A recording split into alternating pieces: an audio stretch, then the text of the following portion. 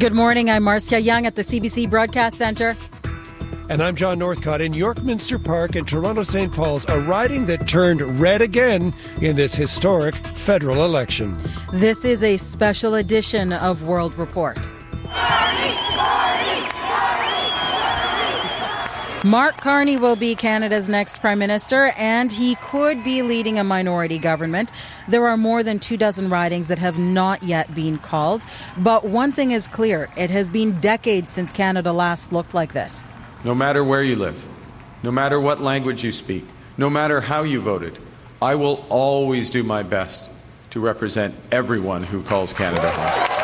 And as I said, while we will do our constitutional duty of holding government to account and proposing better alternatives, we will always put Canada first.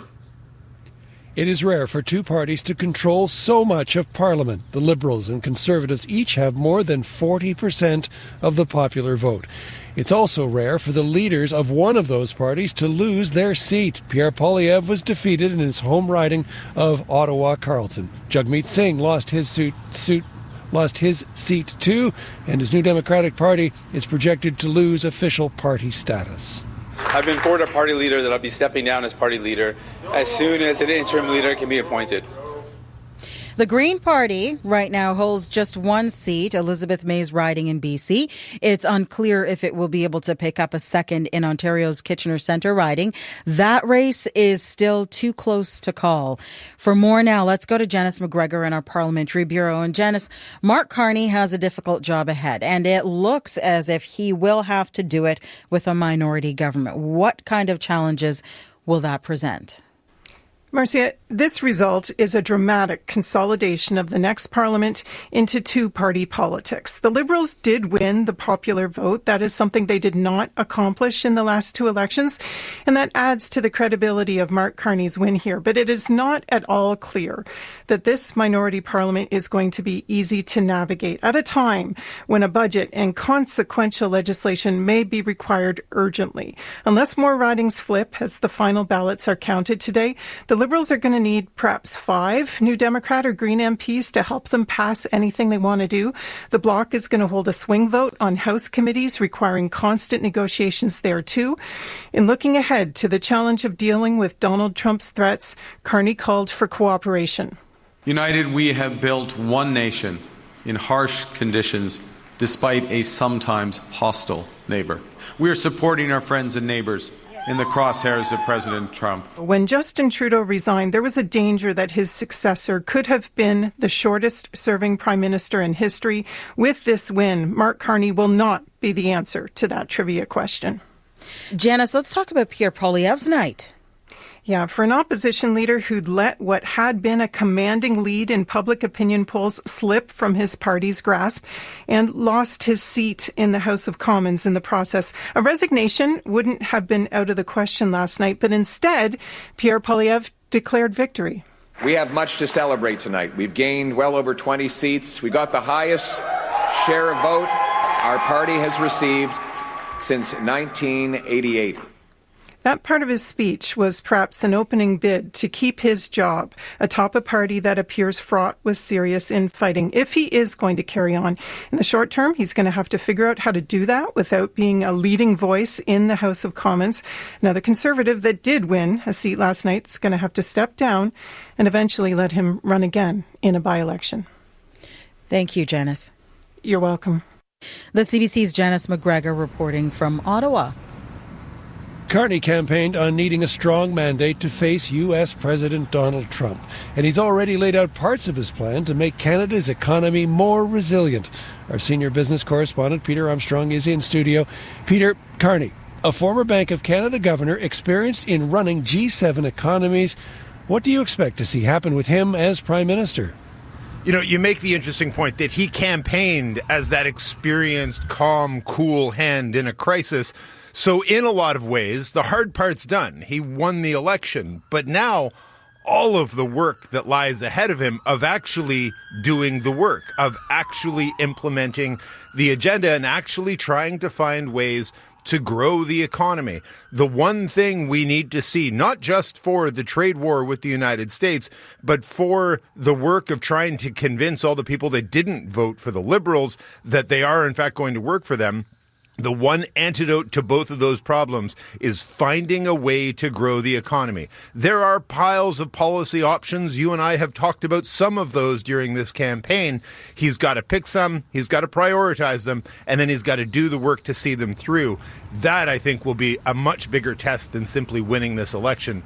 Peter, Canadians are still really struggling with affordability. How is Carney planning to provide some relief? I think you ask one of the most important questions, but also one of the trickiest.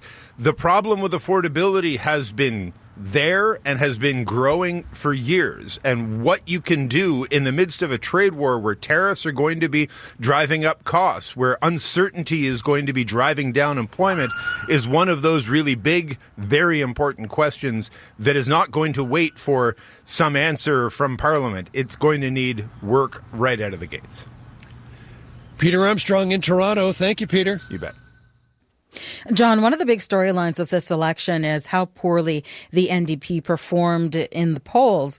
The party is currently leading or elected in just 7 seats, not enough to maintain official party status or for Jagmeet Singh to stay on as leader. David Thurton has more.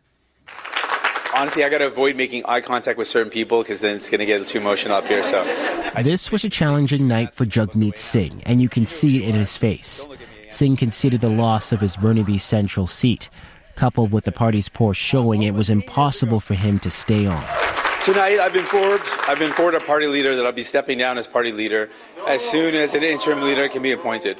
Singh thanked his family, and he gave a shout-out to his staff, some of whom will be losing jobs because the party doesn't seem to be on track to maintain party status. The results are a major blow for New Democrats. The last time they performed this badly was back in the 1990s. Obviously, I'm disappointed that we could not win more seats, but I'm not disappointed in our movement. I'm hopeful for our party. I know that we will always choose hope over fear and optimism over despair and unity over hate. Like in previous elections, New Democrats now turn their attention to figuring out what went wrong, but this time they are searching for an interim leader to guide a very small NDP caucus. David Thurton, CBC News, Burnaby. If this remains a minority government, the Bloc Québécois could hold the balance of power. So although it has lost about 10 seats in total, the party is celebrating. Rafi Bouchikanian has more.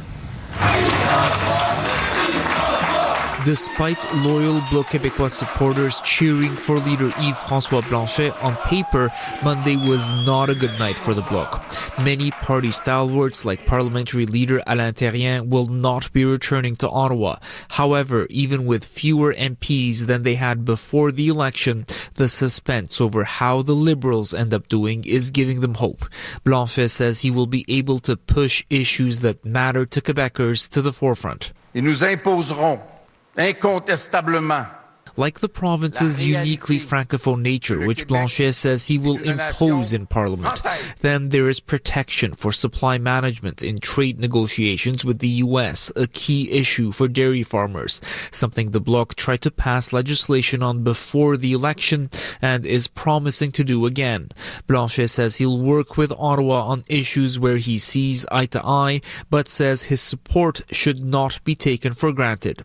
Rafi Bouchikanian, CBC News, Montreal. Recapping the results from Canada's federal election, Mark Carney will be the next Prime Minister.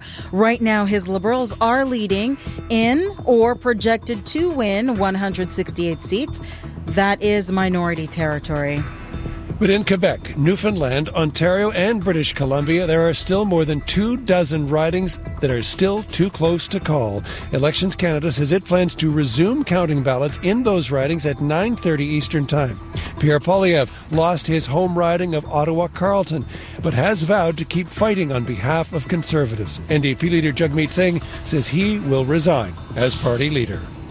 And for up-to-the-minute election developments, stay tuned right here to CBC Radio or on the CBC Listen app. Or follow along on cbcnews.ca. I'm John Northcott. And I'm Marcia Young. This is CBC News.